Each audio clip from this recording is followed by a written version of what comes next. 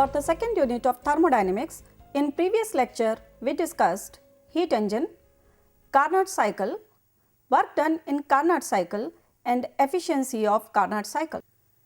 In continuation, today we are going to discuss Carnot's theorem, second law of thermodynamics, the concept of entropy and entropy as a state function, units of entropy, the inequality of Clausius and factors affecting entropy. In previous lecture, we showed that the efficiency of Carnot cycle is given by eta equal to Q2 minus Q1 upon Q2, which is equal to T2 minus T1 upon T2. Here Q2 is the amount of heat absorbed from the source and Q1 is the amount of heat liberated to the sink. T2 is the temperature of source and T1 is the temperature of sink. According to this equation, the efficiency of a machine working reversibly between two temperatures depends on the temperature of source and the temperature of sink, and it is independent on the nature of substance or substances used.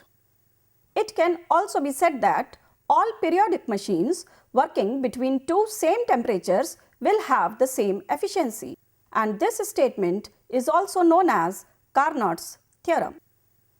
You may recall that the first law states that while one form of energy converts to the other form of energy, the energy which disappears is exactly equal to the energy which is produced.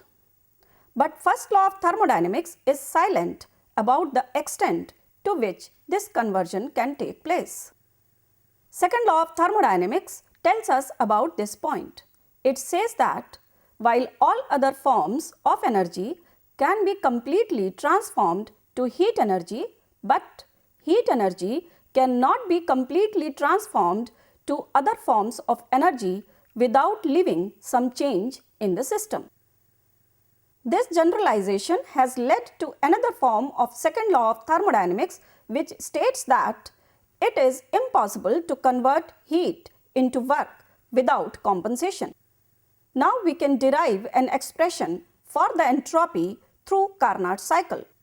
The equation which we derived from Carnot cycle, Q2 minus Q1 upon Q2 equal to T2 minus T1 upon T2 can be rearranged as 1 minus Q1 upon Q2 equal to 1 minus T1 upon T2, or we can say that Q1 upon T1 equal to Q2 upon T2. Now this equation may also be written in general form as Q reversible upon T equal to constant. Here Q reversible is the heat exchanged in the reversible process and T is the temperature at which the heat exchange takes place.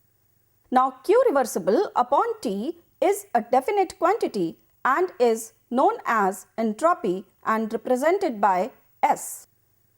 The equation Q1 upon T1 equal to Q2 upon T2 has been derived by using the positive sign for the heat absorbed and negative sign for the heat released. Therefore, Q2 has been taken to be positive and Q1 has been taken to be negative. If we put both as positive, Q1 and Q2, whether it is heat absorbed or heat released, then this equation Q1 upon T1 equal to Q2 upon T2 will take the form Q2 upon T2 equal to minus Q1 upon T1, or we can say that Q2 upon T2 plus Q1 upon T1 equal to 0. Therefore, it can be said that when reversible isothermal and adiabatic processes takes place in series and in cyclic form, then the summation of all Q upon T terms is equal to 0. Any cyclic process, if carried out reversibly, can be shown to consist of a number of Carnot cycles. Consider a cyclic process in which the change from the state A to state B and back to the state A is carried out reversibly. The path A, B, A may be considered to comprise of a number of Carnot cycles, that is, of a series of isothermals and adiabatics as shown in this figure. The lines slanting horizontally stand for isothermals and those slanting vertically stand for adiabatics of the small Carnot cycles. If each isothermal and adiabatic change is made extremely minute, that is, each Carnot cycle is made extremely small by increasing their number, then the paths inside the loop cancel each another and the cycle corresponds to continuous curve ABA. Thus, any reversible cycle can be considered as made up of a number of Carnot cycles. Knowing that for each Carnot cycle, Q2 upon T2 plus Q1 upon T1 equal to 0, it follows that in the case of the reversible cycle ABA comprising of a series of Carnot cycle, this expression takes the form summation of Q upon T is equal to 0. That is, the sum of all the Q upon T terms of the Carnot cycles is equal to 0. And for an infinite number of Carnot cycles, sigma, that is summation of dq upon T will be equal to 0.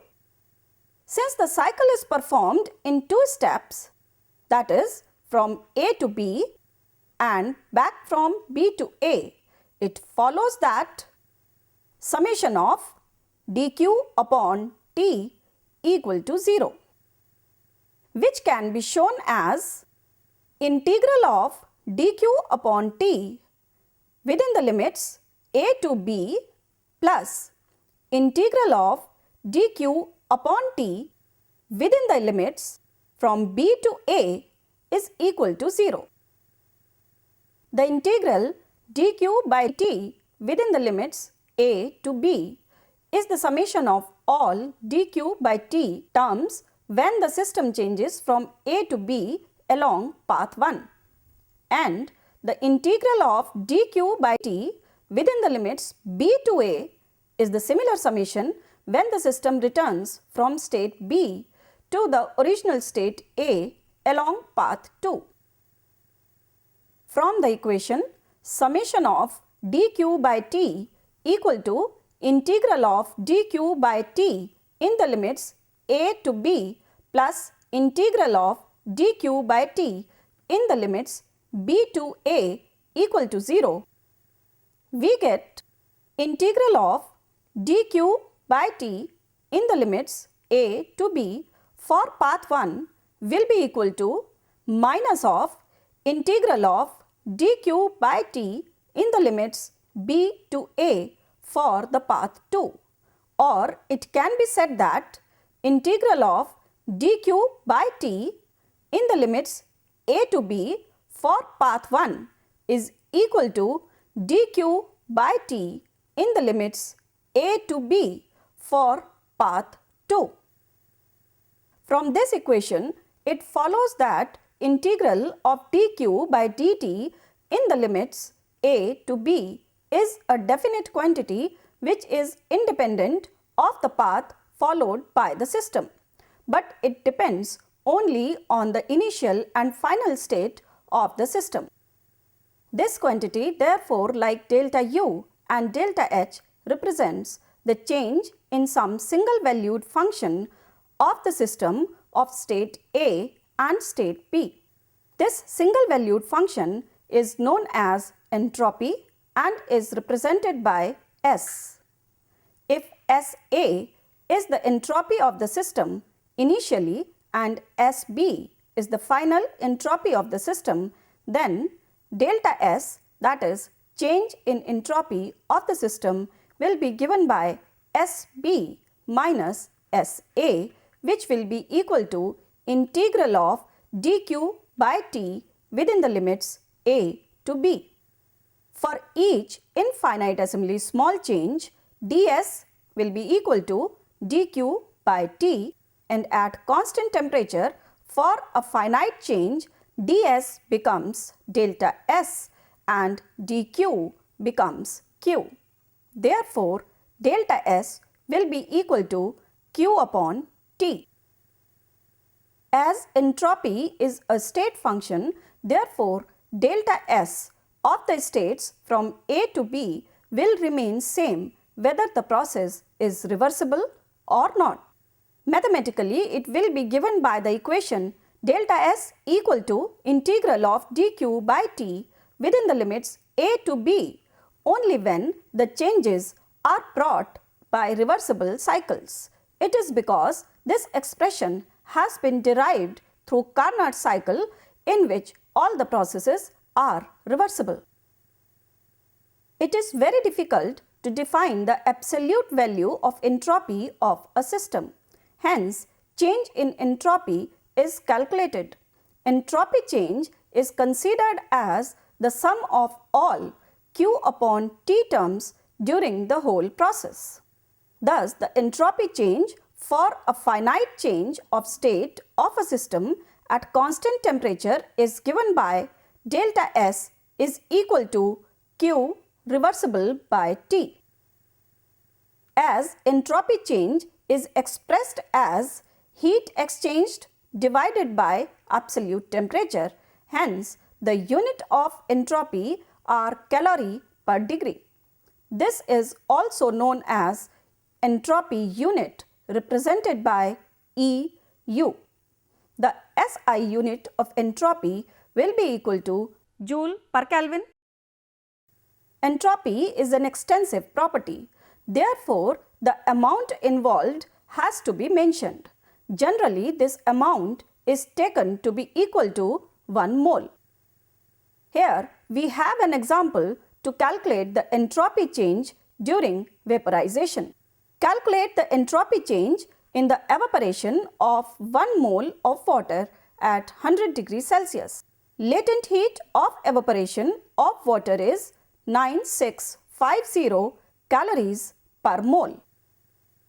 Now, entropy change on the evaporation of 1 mole of water is obtained by dividing the latent heat of evaporation of 1 mole of water by the absolute temperature.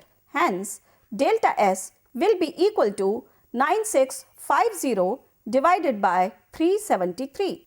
Therefore, delta S will be equal to 25.87 calories per Kelvin per mole. Here is another example to calculate the entropy change during melting. Calculate the increase in entropy when 1 gram molecular weight of ice at 0 degrees Celsius melts to form water. Latent heat of fusion of ice is equal to 80 calories per gram. You may note that latent heat is given in per gram and you have to calculate this heat for 1 mole of water. Therefore, multiply this latent heat with molecular mass of water, that is 18. Therefore, Q for 1 mole of ice will be equal to 80 multiplied by 18 calories, and delta S will be equal to Q upon T. T at which ice melts is equal to 0 degrees Celsius, or we can say it is equal to 273 Kelvin. Therefore, delta S will be equal to 80 multiplied by 18 divided by 273, which will be equal to 5.274 calories per Kelvin per mole. Now, let us discuss Clausius inequality.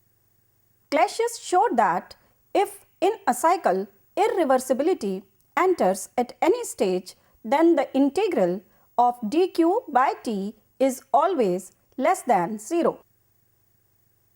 The efficiency of irreversible Carnot engine will always be less than the efficiency of reversible Carnot engine, as the efficiency of reversible Carnot engine is equal to Q2 minus Q1 upon Q2, which is also equal to T2 minus T1 upon T2.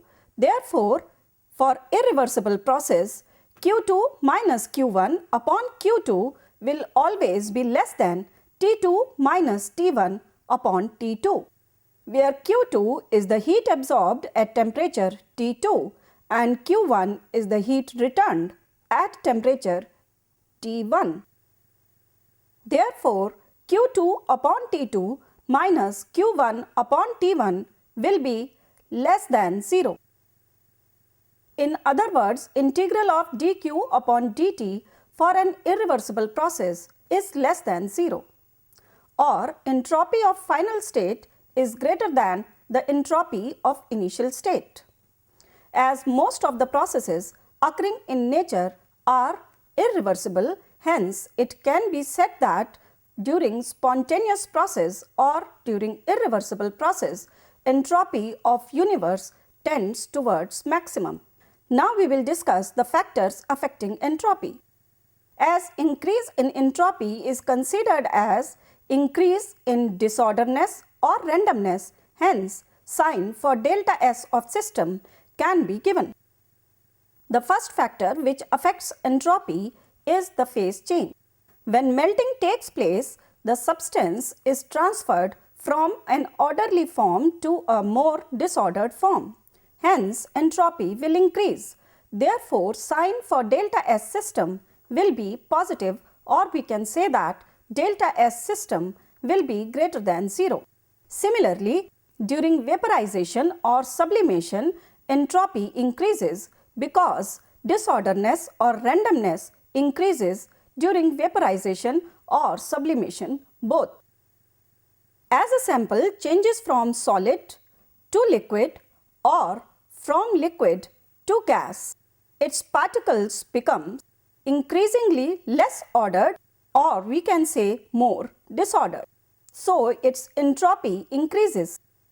In this figure, you can see a cube of ice is melting. Here, ice is in ordered form, but this ordered form has been changed to a disordered form on melting. Therefore, entropy is increasing during melting of ice. In this figure, you can see the vaporization of liquid bromine. Liquid bromine is more ordered as compared to vapor bromine. Here, sublimation of iodine is shown. Solid iodine is more ordered as compared to vapor iodine.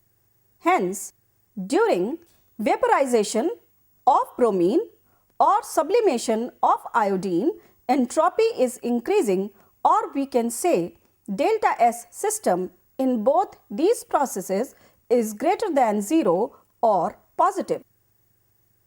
Temperature is an important factor to affect entropy. As a sample of the gas is formed, the molecules of the gas become in more random motion. Hence, delta S for this system is greater than 0, or we can say that entropy change is positive. Likewise, as we raise the temperature of a solid, the particles vibrate more vigorously about their mean positions in the crystal, so that at any instant there is a larger average displacement from their mean positions. This results in an increase in entropy, or we can say delta S system is greater than 0. When the volume of a sample of a gas is increased, the molecules can occupy more positions, or we can say that their motion is more random. Hence, entropy increases on increasing the volume of the gas. And conversely, if a gas is compressed, its entropy decreases. Therefore, if volume is increased, the sign of delta S system will be positive, and if volume is decreased, the sign of delta S system will be negative. In this figure, you can see that when a gas enclosed in this bulb is expanded, or we can say the volume is increased for the gas, molecules can occupy more positions, or we can say that these molecules are arranged more randomly. It can also be said that delta S for this change is positive. Mixing of substances without any chemical reaction also affects entropy. The situations in which molecules are more mixed up are more disordered. In this situation, delta S of the system increases. Have a look on this example. Here, two gases are separately enclosed in two different chambers. If this separation is removed, then these two gases will be mixed up. Here you can see that the mixed gases are more disordered than the separated gases, and delta S system will be greater than 0. We know from experience that diffusion is a spontaneous process. We know that increase in entropy during mixing also provides a driving force for solubility of some substances in others. As particles of the solute leave a crystal to go into the solution, they become more disordered. This increase in disorder favors the dissolution of the crystal. For example, when 1 mole of solid sodium chloride dissolves in water, the entropy increases from 72.4 joule per Kelvin per mole to 115.5 joule per Kelvin per mole. Or we can say that delta S for this process is 43.1 joule per Kelvin per mole. Here you can see that in the crystal of sodium chlorides, the cations and anions of Na plus and Cl minus are arranged in perfectly ordered condition.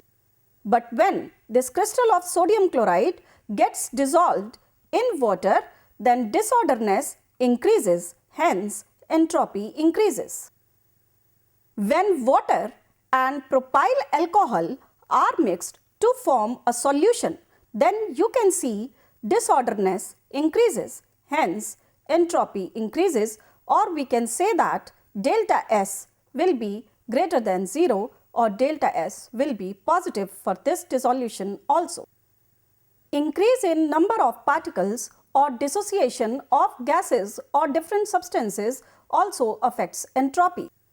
As in the dissociation of a diatomic gas such as F2 gaseous giving 2F gaseous, any process in which the number of particles increases results in an increase in entropy, that is delta S system will be greater than 0. The processes that result in increase in moles of gaseous substances will have delta S greater than 0.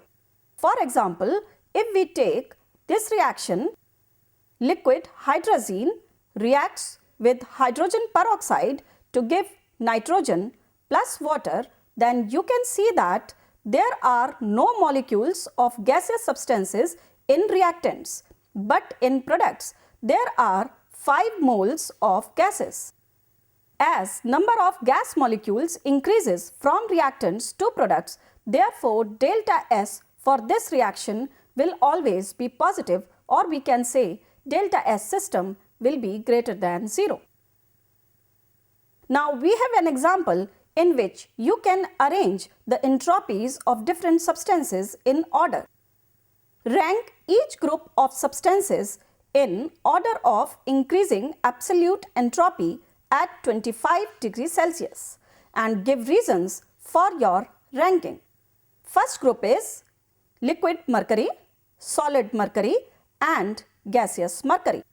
Now for any substance, entropy increases in the order of solid has less entropy, liquid has greater entropy than solid, and gas has even greater entropy than liquid. So we predict the absolute entropies to increase as solid mercury, which is less than liquid mercury, which is less than gaseous mercury. The second group of substances is C2H6 gaseous, CH4 gaseous and C3H8 gaseous. As entropy increases with molecular complexity, so we predict the absolute entropies to increase in the order CH4 gaseous has the least entropy, C2H6 gaseous has greater entropy, and C3H8 gaseous has the greatest entropy among these three. The third set of substances is calcium sulfide solid and calcium oxide solid. Both of these ions contains 2 plus and 2 minus ions, that is a cation with plus 2 charge and an anion with minus 2 charge. Hence, charge alone cannot decide the entropies of these two substances. But O2 minus ion is smaller than S2 minus ion, which shows that O2 minus ion will be strongly attracted towards calcium 2 plus ion. Therefore, it can be said that the entropy of solid calcium oxide will be lesser as compared to the entropy of solid calcium sulfide. In the end, let us revise what we have discussed today. Today we discussed Carnot's theorem, second law of thermodynamics, the concept of entropy and entropy as a state function, units of entropy, the inequality of Clausius, and various factors affecting entropy. In continuation, in next lecture, we will discuss thermodynamic temperature scale and entropy as